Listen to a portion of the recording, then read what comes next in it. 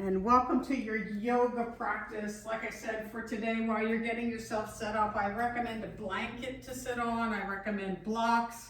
I recommend that you have a strap or a belt is fine, a necktie, something long and skinny. We are going to be doing class today, ironically focused on neck, shoulders, and upper back. I think it's just in time for the snowstorm that's hit the East Coast. So for those of you that have been manually shoveling, hopefully this will feel good for you. And for those of you that are, maybe like me, that hold some chronic tension in your neck, this will also help with that. One of the things I want you to think about as we move through class today is the root of chronic tension.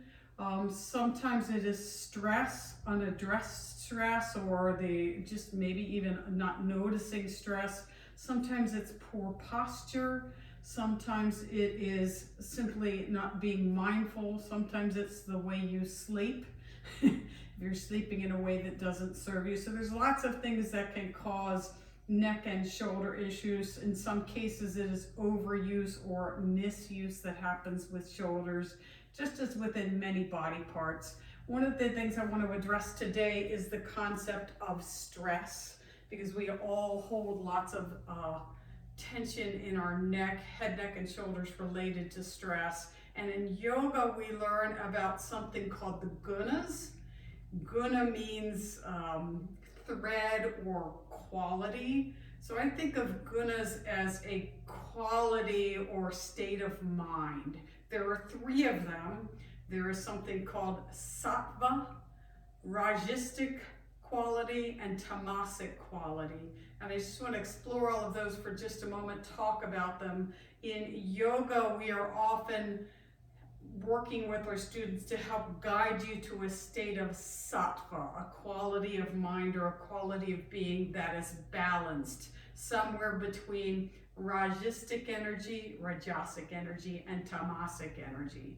Rajasic energy is the energy that we need when we're maybe running a race or shoveling snow, something where we need a lot of energy. It's our fun, it's our creativity, it's that up being that we need. And tamasic energy on the other end is that stabilizing energy, the low energy that we need maybe to help us go to sleep at night. And sometimes those things get out of balance.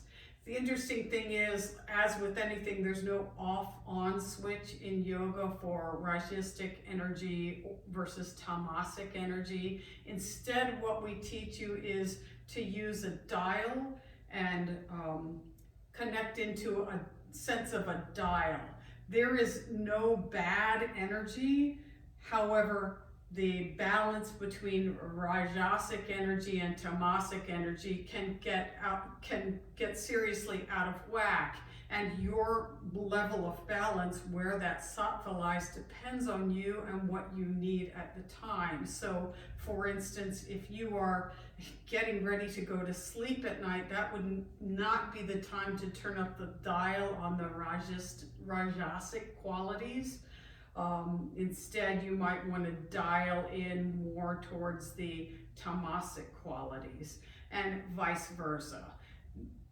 Too much tamasic energy is not good, nor is too much rajasic energy. If you have too much tamas, I think of that as maybe somebody that is chronically a couch potato. There's an element of inertia, and if it gets really bad, you can get that sense of fear or even being frozen, like I am so tamasic that I am afraid to do anything.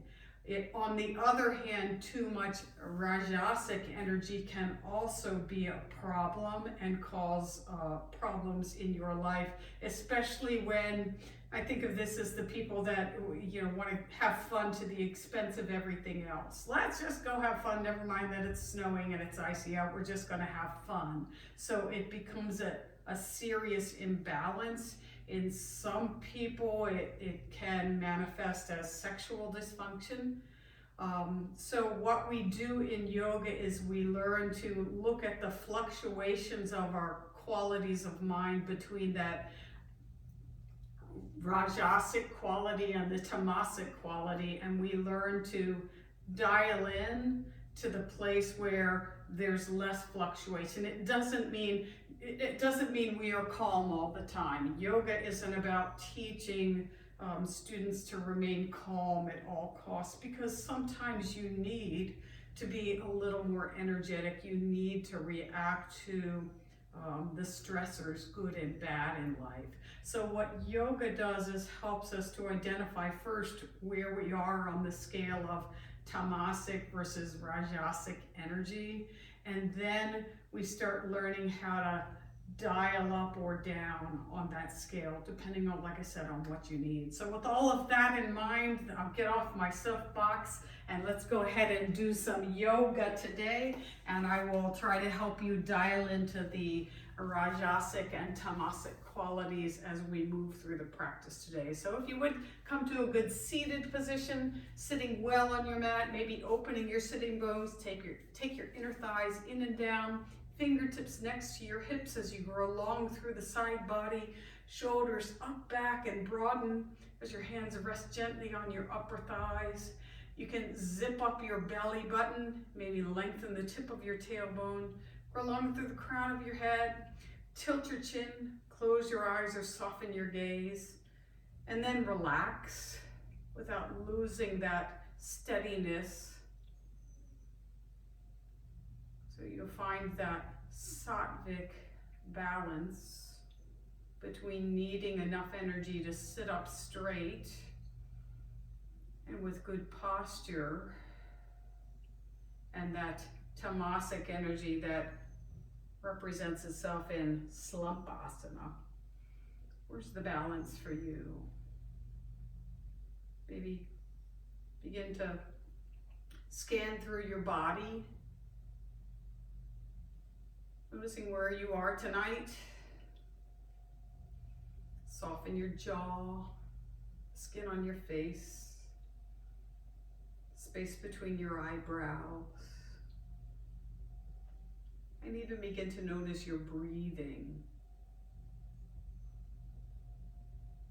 Noticing the gentle flow of your breath. And as it serves you, you dial up the breathing so that you breathe a little more fully and a little more deeply. And maybe if you started class today and you're feeling low energy, maybe you dial up on the energy, the Rajasic energy, by taking a deeper inhale, a little bit longer than your exhales. Or if you need to calm down, if you're feeling particularly stressed, you maybe take a longer exhale than inhale. Take a few rounds of breathing at your own pace.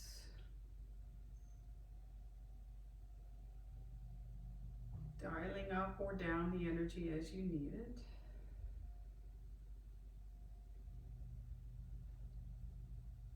And then when you're ready, bring your hands together to prayer pose, Anjali Mudra in front of your heart space. Maybe press your thumb into your sternum just above your heart. Press your heart into the thumb as you lift your heart space a little bit higher.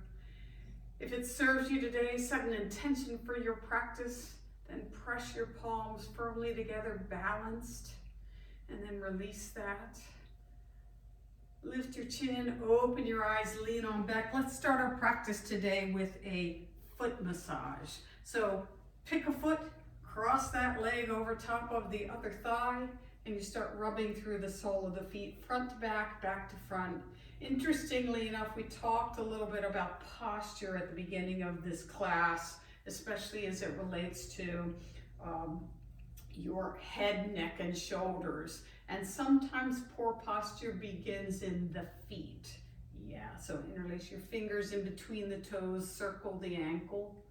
So if we have a chronic foot position or walking pattern that does not serve us, perhaps we walk with our feet turned out, circle the ankles in the other direction, come on back to the center, wiggle the foot back and forth.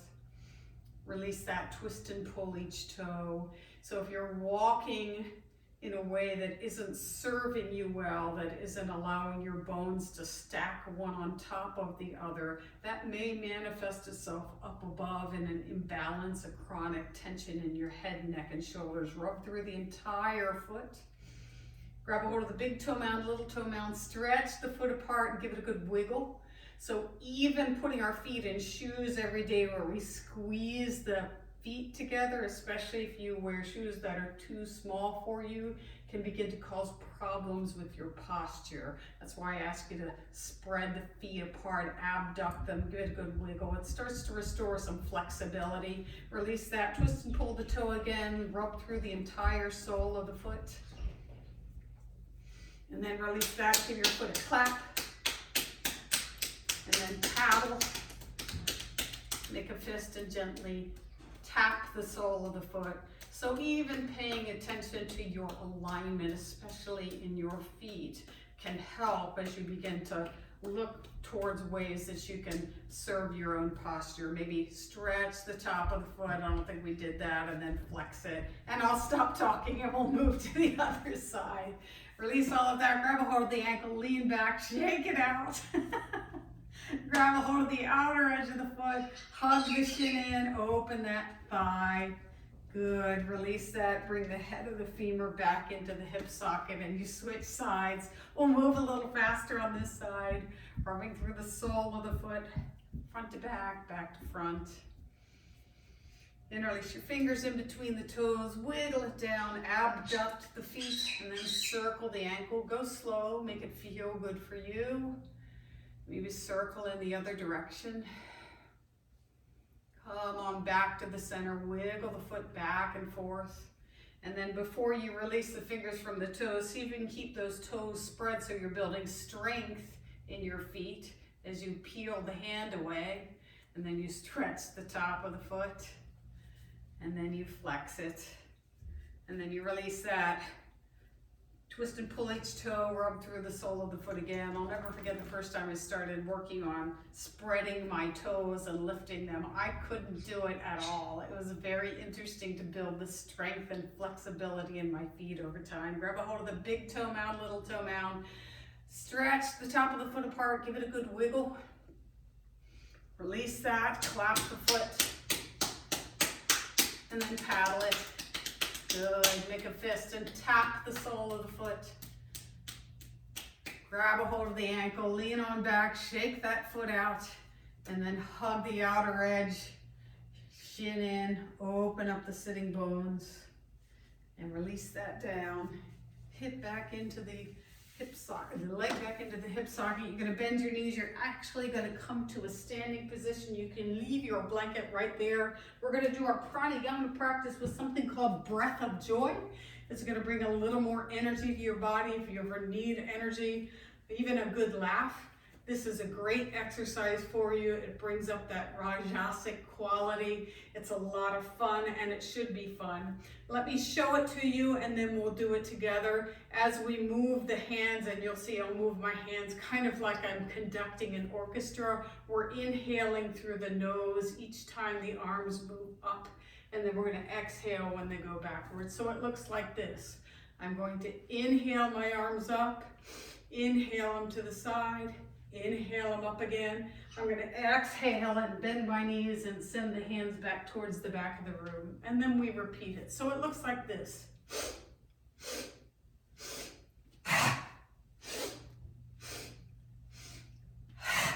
So join me.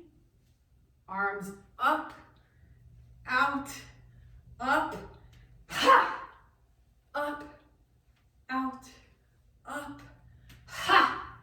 And you do that a few times at your own pace.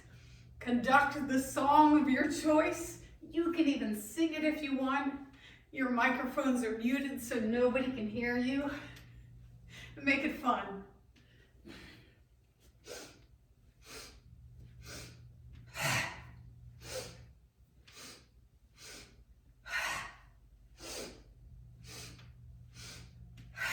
And you move through one more full round, and when you're finished with that, meet me back in Tadasana Mountain Pose.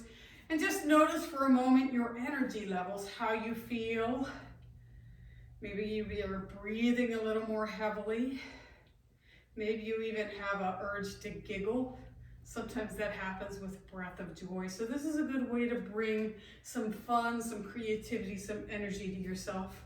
Come to a good Tadasana mountain pose. We're going to work on stretching the neck. So if you would, take your right ear to your right shoulder, draw down on the left hand so you get a good stretch out of the left side of the neck. You can retract your chin in a little bit, maybe tone the belly, lengthen the tailbone.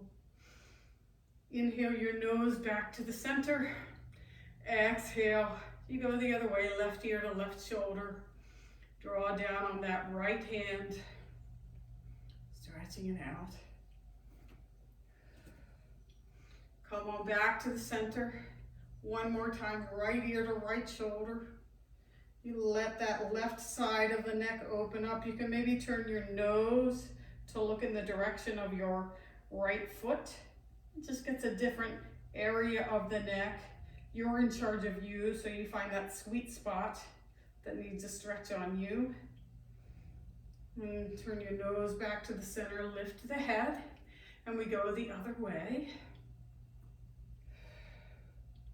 Maybe retract the chin in, maybe turn that nose in the direction of the left foot. Find that sweet spot for you where you need a stretch. Couple deep breaths, you be gentle with yourself. So you're not wailing away at your head and neck. Turn your nose back to the center, lift the head, hands to the hip creases, shoulders up, back and broaden. Bring those elbows together, tone the belly. We're gonna turn the head. So you're gonna keep your chin parallel to the floor. You're gonna turn to the right. Breathe. Inhale, lengthen through the crown of the head. Exhale, can you turn a little further to the right? Be gentle. Just let it open up. And then you come back to the center with your head. You reestablish shoulder blades on your back, elbows squeezing together behind you. And you turn your head to the left, chin parallel to the floor. Lengthen through the crown of the head so you're making space between the vertebrae so you can turn a little more fully. And you come all the way back to the center. You can release your hands. You can maybe grab a hold of your left hand with the right, just stretching behind the shoulder blade. Yeah, like we do at the end of a good exercise practice. Release that, stretch the other way. Yeah, so you feel that stretch on the underside of the shoulder blade. Release that, bend your right elbow, pat yourself between the shoulder blades, grab a hold of the elbow with the opposite hand. If you're dropping your chin, maybe press the back of your skull back into the upper hand. Just feeling a stretch. Yeah. And then you release that, switch sides. So the other elbow coming towards the sky, you're patting yourself between the shoulder blades. Just getting a good stretch. Release that. You can keep that stretch, or this time as you take your right hand between the shoulder blades and you encourage it a little farther down the spine. You can stay here, or you can inhale, lengthen, exhale, lean towards the left. You'll begin to feel a stretch out of the right side body. And you take that, the lower rib cage in the direction of the ceiling. So it's like you're encouraging that look. Yeah, that's it. Tone the belly. Come on back to the center. Release it, and you switch sides. Left elbow between the shoulder blades. You breathe, you take your time. Inhale, lengthen, exhale, lean. Breathe in and out. That right rib cage kind of rolls in the direction of the ceiling. So it's a feeling of a lift. Yeah. You come back to center. Release that. Maybe roll your shoulders forward and back a few times. Make it a really delicious roll for you. If you're rolling from front to back, switch directions. Really getting a good roll on the shoulders. And then if you have a strap or a belt or a tie, now is the time to grab a hold of that. I happen to have a really long one, and I'm going to step farther away from you so that hopefully you can see my strap the entire time. So this can be a deep shoulder exercise, in which to be really careful with yourselves. The more narrow you hold on the straps, the more difficult this is going to be on your shoulders. So I recommend take your arms wide and take them a little bit wider to begin with. Pull on the straps, draw back on your shoulder blades. So it's not like it's like you're pulling your shoulder blades together behind you. Keep all of that. Inhale your arms overhead. Exhale them down. Don't go behind you yet. They come overhead and maybe back just a little bit. So you're starting to feel the stretch, the chest open up, and you bring it back down. Now, you can go there, or the next time you inhale, pull on the strap, keep that tension. You may be able to bring your arms fully down, maybe not. Yogi's choice. You breathe, you pull on the strap, you come back to the front, and you go to your level. I'd like you to do that 3 times on your own. Be very gentle. This is working on range of motion in the shoulders. Yes, I love seeing some of you adjust. If you don't have a strap, totally fine. This can be a deep stretch. You may be working on some fascia that feels stuck. So you be gentle with yourself, and you know that that fascia didn't get stuck overnight. And so probably with 3 or 4 stretches like this, it's not going to get unstuck. Come to a resting position, and I'd like you to watch me do the next exercise before we do it together. So this is another stretch with the strap. I'm going to have the strap crossed behind my back, and I'm going to take my top arm in the direction of the corner of the ceiling. This is the corner of the room. My palm is facing up. My bottom arm, my palm is facing towards the back of the room and reaching back. So my shoulder is not collapsed in, it's externally rotated, and I am literally pulling apart the strap. Just another shoulder strengthening exercise. So you try it with me. You take that top arm in the direction of the corner of the ceiling, bottom arm reaches behind you with the strap, and you pull and you breathe. And then when you're ready, you're going to switch so that the top arm goes behind you, bottom arm goes to the other corner of the ceiling. Yeah, and you breathe and you slowly switch sides. It's actually kind of fun, but I want you to pay attention to what's happening in your shoulder blades and go slow. Using your breath. Yeah, make that exercise feel good in your shoulders. You're not popping your lower rib cage out, so you keep those lower ribs closed in. And you do that a few times on each side. The slower, the better. This can be a very deep stretch.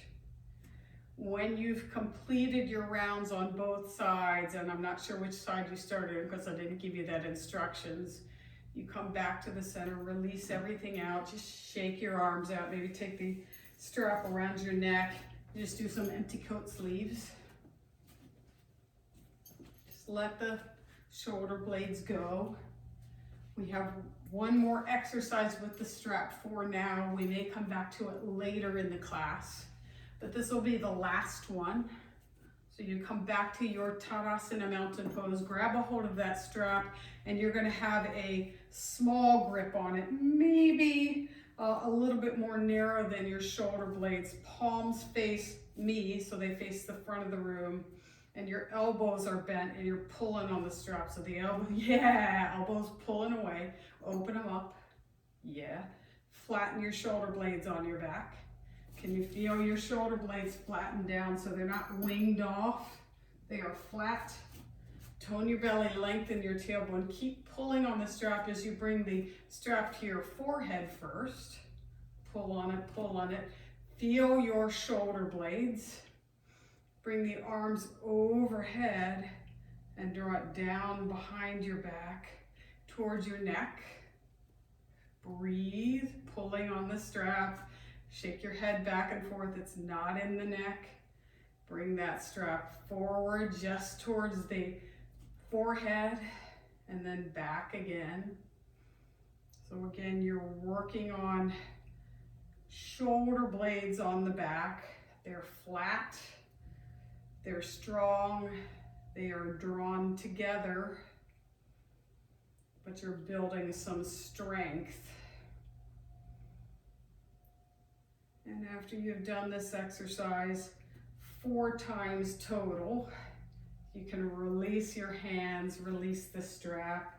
Notice you've already created some heat in the shoulder blades. We're going to capitalize on that. So I want you to think about your shoulder blades. Your shoulder blades can move in lots of ways. So I'm showing you flat shoulder blades, and if my fingers were the tips of the top of the shoulder blades, I want you to turn the tips of the shoulder blades out so that the bottom edges come together. So they'll wing like that. That's what you're looking for in this next exercise.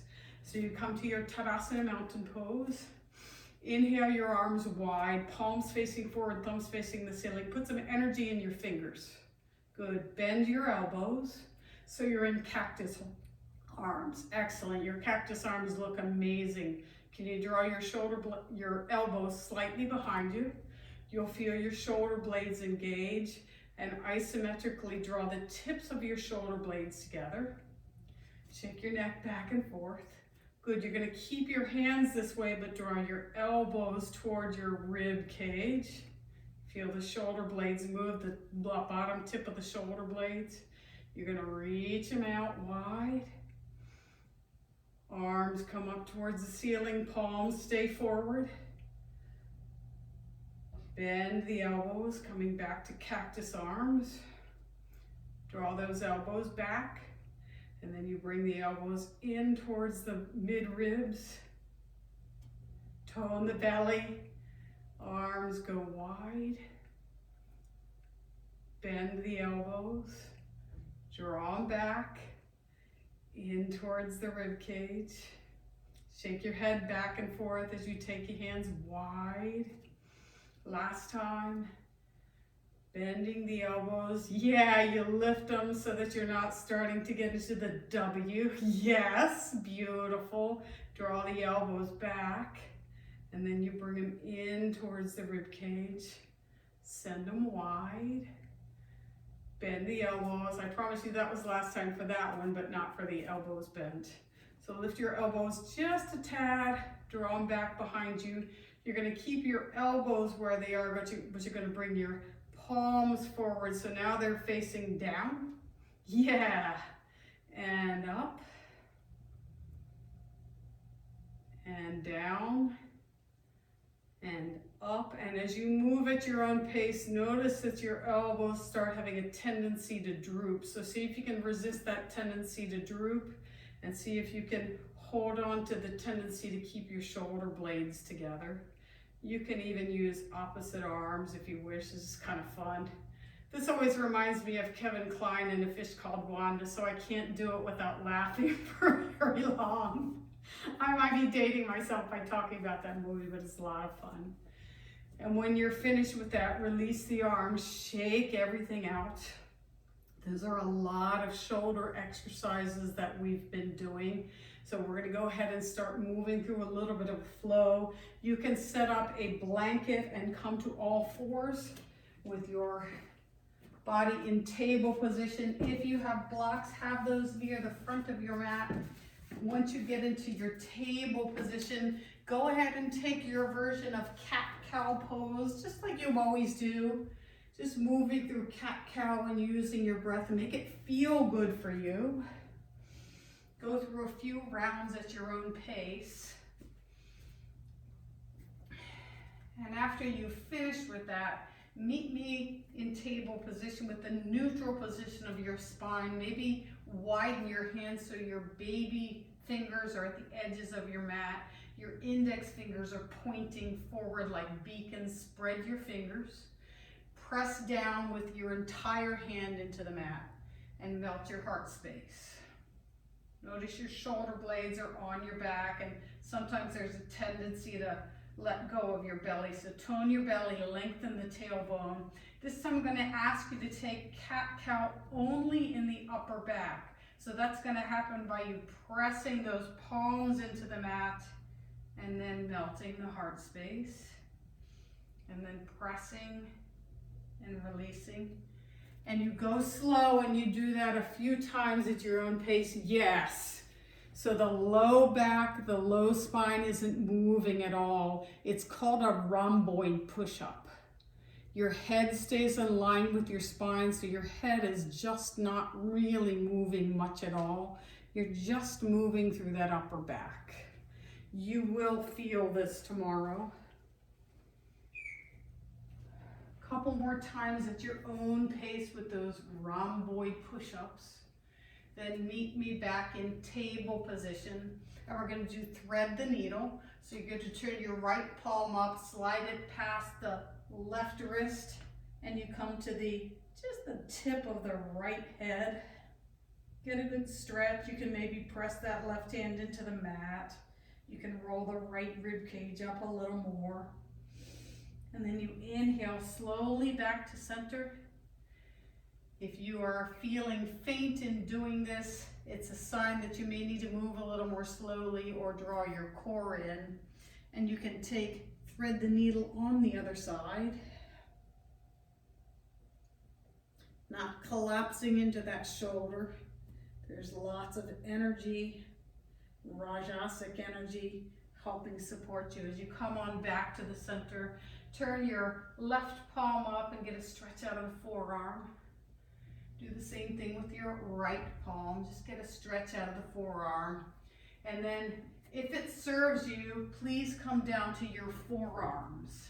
Now take a look at your forearms. Sometimes your elbows are splayed and you're starting to drop. So draw your elbows in towards the midline. So they're just a little bit wider than your shoulders. And take your hands so that they're parallel to your elbows. Fingers pointing forward. Use your entire hand. Good. Spread the fingers. Inhale, lengthen, exhale. Send your hips back towards your heels. Feel like you're isometrically drawing your elbows towards your midline, hips back towards the heels. Breathe. You can stay here, or you can gently lift the knees off the mat, keeping your forearms down. Release the knees down. Come on back to your table position. Good. Breathe in and out. Walk your hands forward again. Come down to your forearms. Send your hips up and back. You can stay here, or you can lift the knees just a couple inches off the mat. Breathe in and out. You can begin to straighten those knees. So you're coming into dolphin pose. Tone the belly, lengthen the tailbone. Couple deep breaths. Dolphin pose is a big shoulder exercise. If it serves you today, you can start walking your toes in the direction of your elbows, but your torso isn't sliding forward. Your torso, your heart space is threading back towards your shins. So you breathe in and out, you find your dolphin pose. Couple breaths in and out. If you're in full dolphin, wiggle your toes back, bend your knees, and everybody spread your knees, big toes together. Take a child's pose. You can stack your forearms, rest your forehead on top of stacked forearms. Just take a couple breaths in child's pose.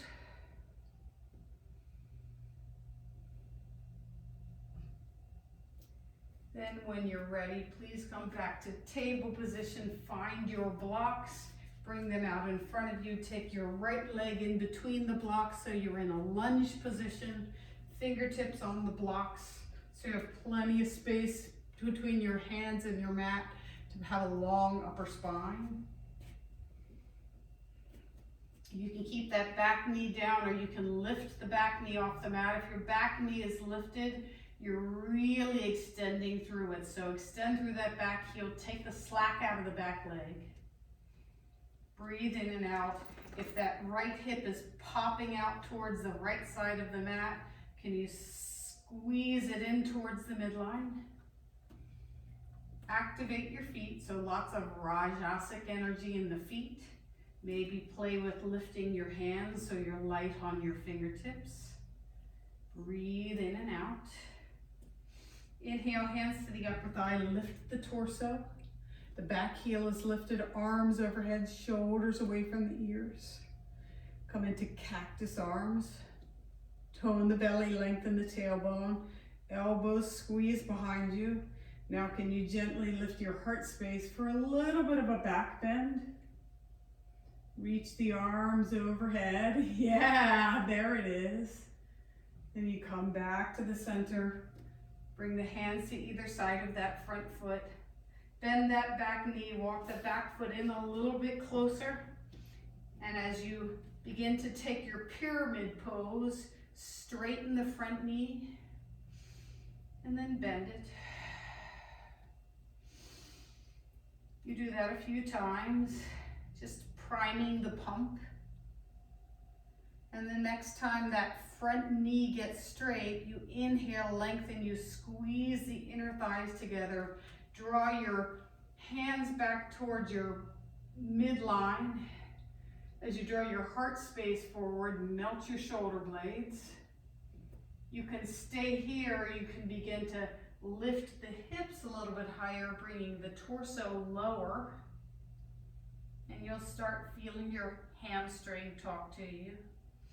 Maybe lift and spread the toes on that front foot. Couple deep breaths. Just let that hamstring open out. Shoulder blades on the back, long spine. Bend that front knee. Good. Spin the back heel down to the mat now.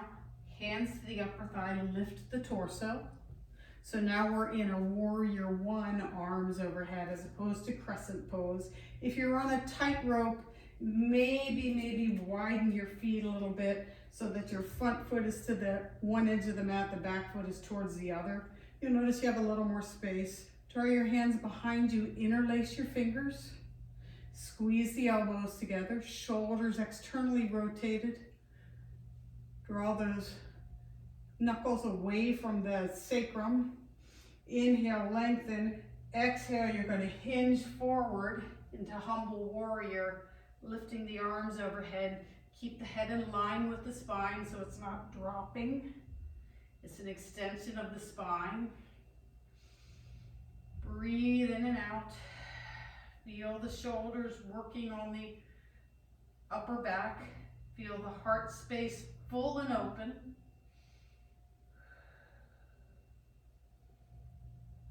Unclasp the hands, release them to either side of your front foot.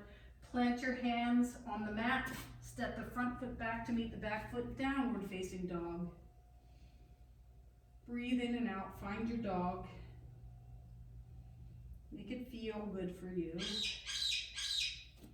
You can walk your dog if that serves you now. You can maybe even wiggle your hips back and forth, do crazy eights with your hips, let them open out. Then please come to plank pose, the top of a push-up.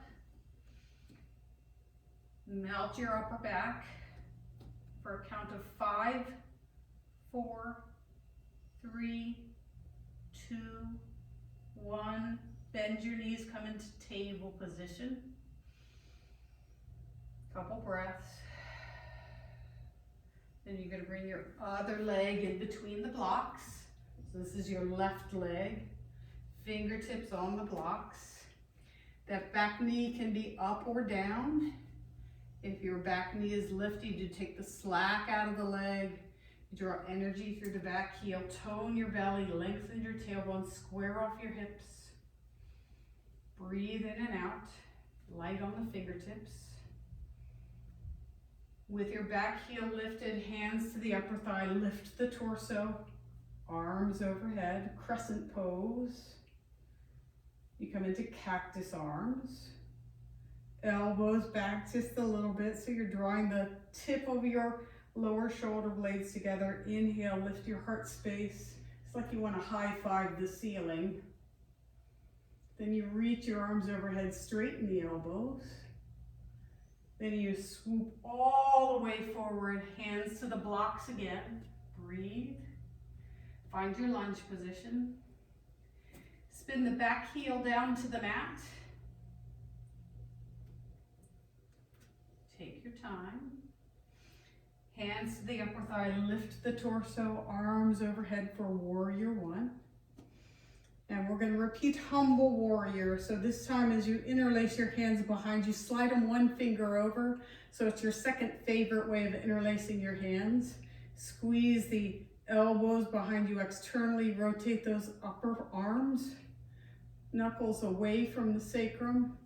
Inhale, lengthen, exhale, hinge forward at the hip creases.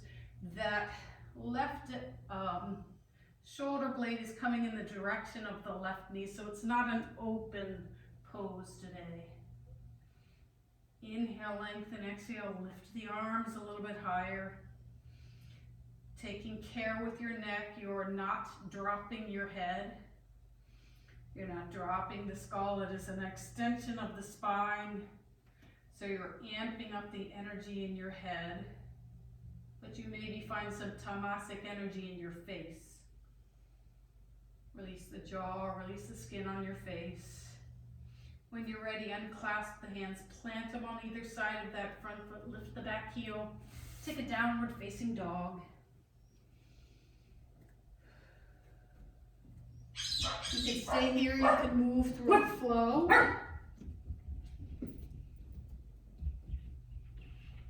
You are in charge of you, so you can decide what energy works for you today. Breathing in and out. If you're moving through a flow, or if you're in downward facing dog, everybody comes down to a child's pose at the end of that flow.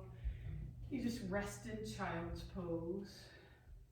Breathe in and out. Please come up to your knees. I want to show you the next pose. We did side plank pose last week, but I want to give you some options for it this week. Side plank is a really good shoulder strengthener and shoulder opener, but you have options for side plank. So option one is to stay on your knees and have one foot behind you and reach the arm overhead. This is option one. For option two, you'd start from plank pose, turn both heels towards the back of the room so you're on the inner edge of one foot, outer edge of the other. Hand to the hip crease, arms overhead. Hips are not collapsed. That's really awful on the shoulder and the wrist. So hips are lifted and reaching. You can stay here or you can stack your feet. You can stay here or you can have an X with your feet.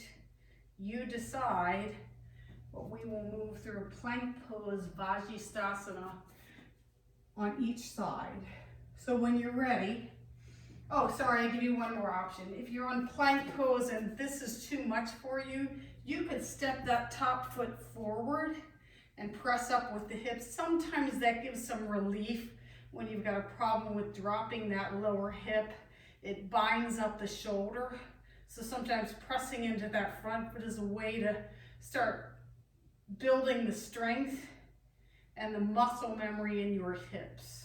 So that is another option for you. So as you prep to move into side plank pose, Vajrasthana, you maybe start in your table position. Table position, especially if you're doing the knee down version, is where you would be. If you're going to move into a more challenging version, you're going to slide the toes back and you're going to come into full plank. Lift the hips, and whichever version you are taking, you come into your Vajrayasana. Good, your side planks look beautiful.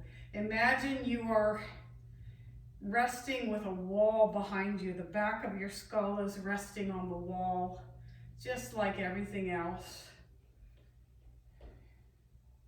And then when you're ready, you come on back to the center, you bend your knees. You take care of your wrist and forearm. If you were on side plank on your left side, you just turn that wrist, turn the wrist up, palm up. You stretch the forearm. And then you come back to your table position. And you take Vajrayasana, side plank on the other side. Yogi's choice. I just want to watch you as you decide which, yes, Angie, that looks beautiful. Breathe in it. Lisette, gorgeous. George, fantastic. I love seeing some people playing with, can I lift that back foot? It's just fun. It's just a way to challenge yourself. When you're ready, you come on back to the center and then you take a child's pose and you breathe in and out.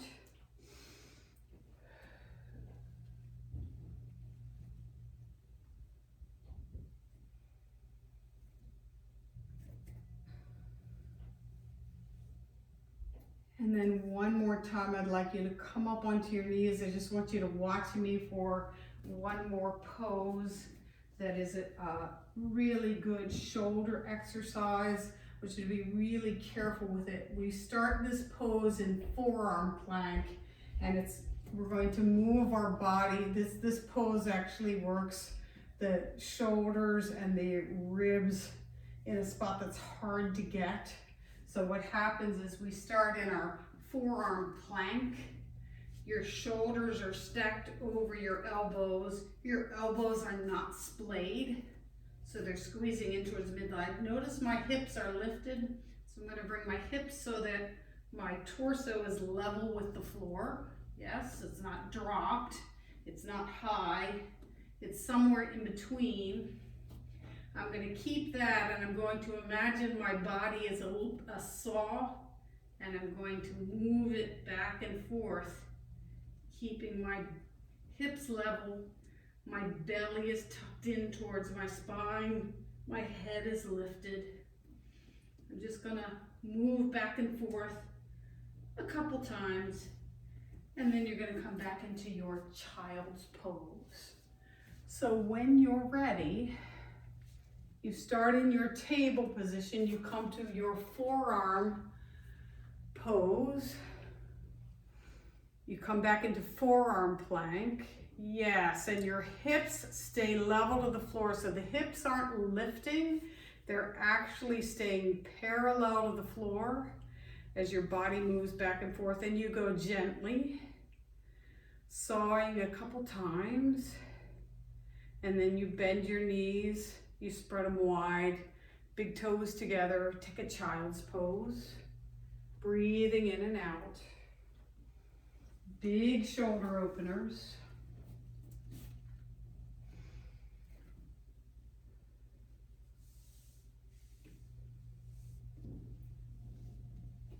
And this time, please come back up to your knees, grab a block if you have it. I'm going to turn away from you so that you can see me. You're going to be up on your knees, your toes are tucked under for now.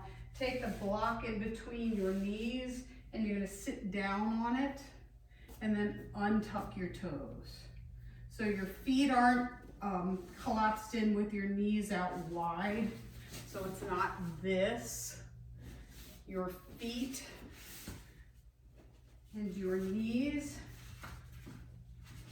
are the same width apart, and you're just sitting on the block. You can even make sure, looking back, that you spread your toes and that baby toe side of the foot is in contact with the mat. This is called Thunderbolt pose. As you get more open in the hips, and we're not going to do it today, you could actually sit between your feet. Good. Inhale, hands to the hip creases. Lift your shoulders, lift your heart space. Squeeze the elbows together. Tone your belly, lengthen your tailbone. Breathe. I'd like you to clasp your hands behind you so that clasp your wrists behind you. Notice how your shoulders want to collapse forward, so externally rotate your shoulders. Tone your belly. Breathe in. Can you walk your hands towards your elbows? So your hands start here, clasped. I don't know if you can see me. And you're going to start walking them towards opposite elbows. The shoulders don't collapse in, they're externally rotated. Elbows together. Tone the belly, you're not collapsing into the low back or letting that rib cage arch. It's a good shoulder opener, strengthener. Draw down on your shoulders so they're away from your ears. Couple deep breaths. You can switch sides, switching the clasp of your elbows. Breathe in and out. You can stay here, or if you'd like, you can bring your palms together so you're in reverse prayer pose behind you. But notice the shoulders want to collapse in. You have to externally rotate those upper shoulder blades. Draw the shoulders together as the fingertips come in the direction of one another. And you be gentle and you be a wise yogi. And you notice what serves you. Notice my palms aren't fully together. I'm still working on that. But as my shoulder strength increases, my flexibility, I can begin to work in the direction of that. As a wise yogi, I know when enough's enough. So you release the pose, you shake it out. Maybe interlace your wrists and circle them back and forth, crazy eights. Yeah, it really works the wrists, the forearms, the shoulders. And if you're in Vajrasana and you're working your legs, it's actually secretly working your legs at the same time. So you can go ahead and come up to your knees, grab a hold of the block, take it to your heart space just in front of your ribs, shoulders externally rotated. Toes are untucked in the back. We're going to hinge back and forth on our knees so that we're moving back towards the back of the room and then forward.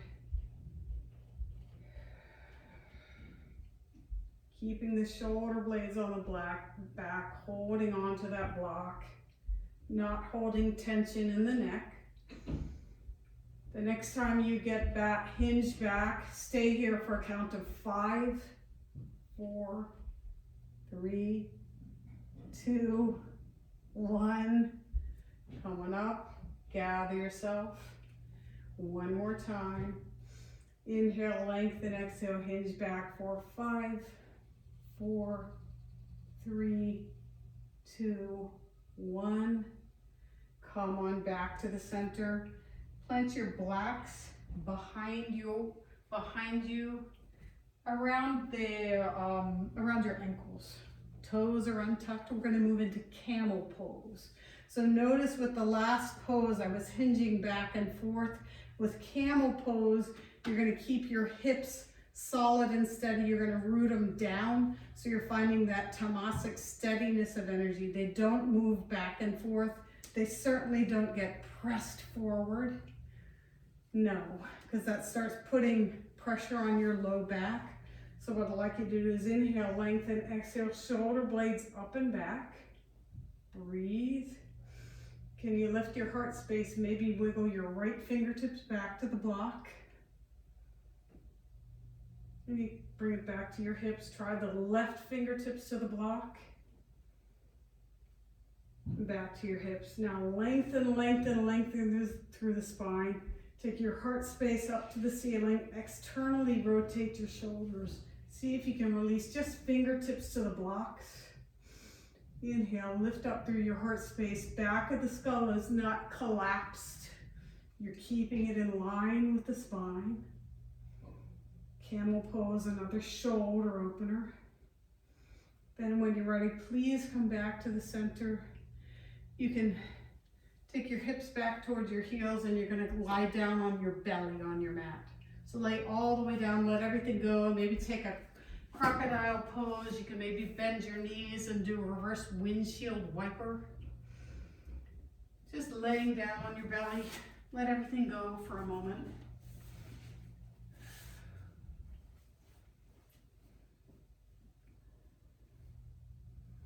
In crocodile pose, toes facing opposite sides of the mat, your forearms are stacked.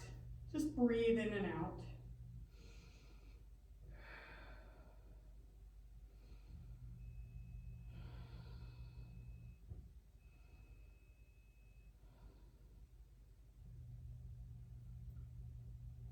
Release your jaw.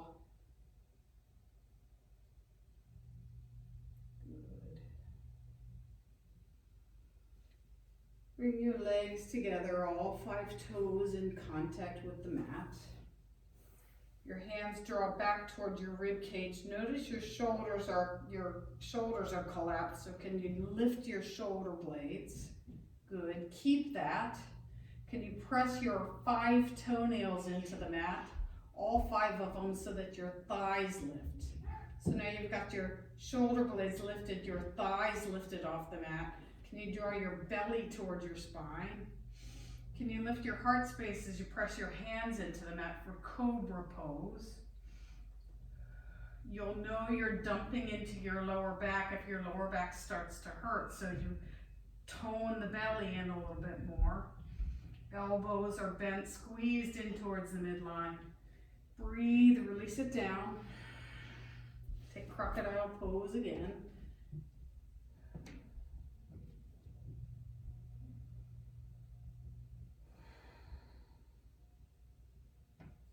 We repeat cobra pose just that same way one more time. Starting with your hands at your rib cage, press the hands into the mat, externally rotate those shoulders. Before you lift your heart space, you activate your legs. Feet pressing into the mat, your thighs are lifting. You activate your low belly, you maybe even squeeze your buttocks together. Then you can lift your heart space. Shoulder blades fully engaged. And then you release it down.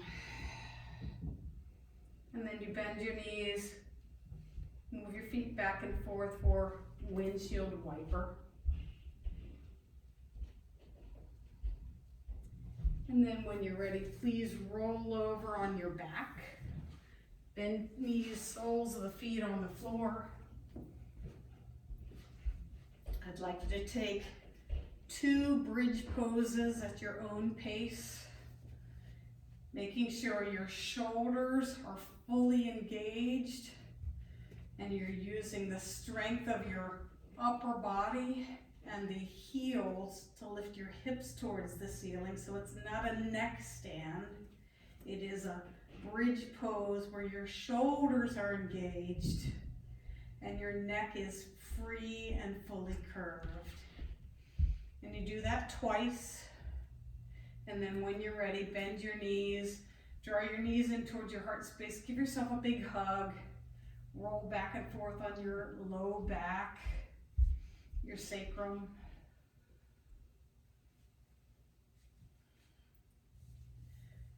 Please come to a position with your knees lifted, but take your hands like you're cupping your knees with your fingers pointing towards your feet. So your fingers point towards your feet. Yes, that's it. Draw your knees in towards your heart space, elbows bent. Now, all I'm going to ask you to do now is draw your knees towards the front of the mat till your elbows straighten. Just let your weight of your legs be held up by your straight arms. Couple breaths here. We worked on shoulders and upper back and neck, and we did a few back bends, and sometimes if you're not mindful, you can create some tension in your low back. This exercise puts the natural curve back in your lower spine so you can release your legs. Maybe put your hand under your low spine. You should feel like a really huge space under there. It should feel good. Excellent. When you're ready, you can slide your feet all the way forward and get yourself ready for your version of Shavasana. If you need to cover up, feel free to do that. If you'd like to turn your lights off, you can do that. You worked hard today. You deserve a rest. So you dial up the tamasic energy for yourself. Maybe even consider using your breath as you enjoy the depth of your Shavasana. I will be quiet for a little while, and then you'll hear the sound of my voice bringing you back out of Shavasana.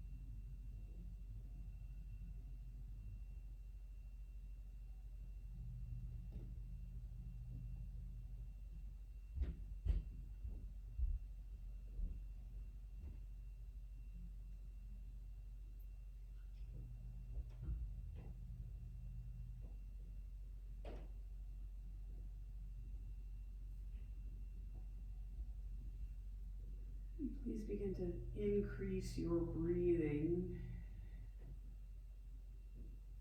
allowing yourself to take a few full deep breaths before you bring energy into your body, starting with small movements that are not jarring. Maybe wiggle your fingers, your toes, your wrists, your ankles.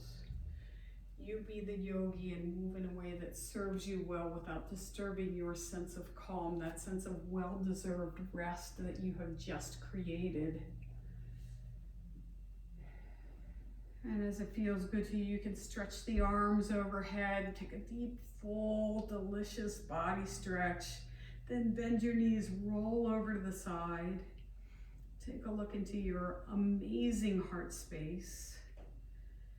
And thank yourself for unrolling your mat, for coming to practice today, for exploring the gunas, and learning a little bit more about how to create a sattvic state in yourself, no matter where you start. And then when you're ready, draw your knees closer to your heart space. Use the strength of your hands to come back to a seated position. You already know the pose, so fine-tune your seated position, and then when you get there, tilt your chin, close your eyes, or soften your gaze. Soften the skin on your face, the space between your eyebrows. The invitation as you take your yoga practice off your mat and out into the world is take a day and just notice 3 moments of your day. Maybe it's the beginning of the day, just after you get out of bed. Notice whether you are in a rajasic state, a tamasic state, or a sattvic state. Just notice. And then notice again at midday. Do I feel energized? Is it too much energy? Is it not enough energy? Where am I on the rajasic scale? Do I feel sluggish? Maybe I feel tamasic. Or do I feel pretty balanced? And then at the end of the day, especially just before you're getting ready to go to bed, maybe notice one more time. The idea behind yoga is to build that sense of mindfulness, not to judge where you are in your quality, your state of mind, but to allow you to take control of that dial so that you are in control of the fluctuations of your state of mind. It is not in control of you. And as you begin to notice, you can learn then how to turn the dial up or down to find that sattvic state for you. Inhale your hands together into prayer pose, Anjali Mudra in front of your heart space. If you set an intention for your practice, press your palms together to reseal that intention. Release your hands, lift your chin, open your eyes, corners of the mouth up to the sky into Smileasana. It is always an amazing joy to be in front of you guys. I learn as much as I teach during these classes. So thank you for letting me be in the seat of the teacher. Thank you for your beautiful practices. Thank you for coming to yoga today. To all of you. Have a wonderful, blessed rest of your week. Enjoy whatever you're doing, whether it's a snow day or a not snow day. Allow yourself to have some fun. Bye, everybody. Hi, Debbie. Thank you so much. You're so welcome. I hope your shoulders and neck benefit from the practice. Thank you. You are welcome. Thank you.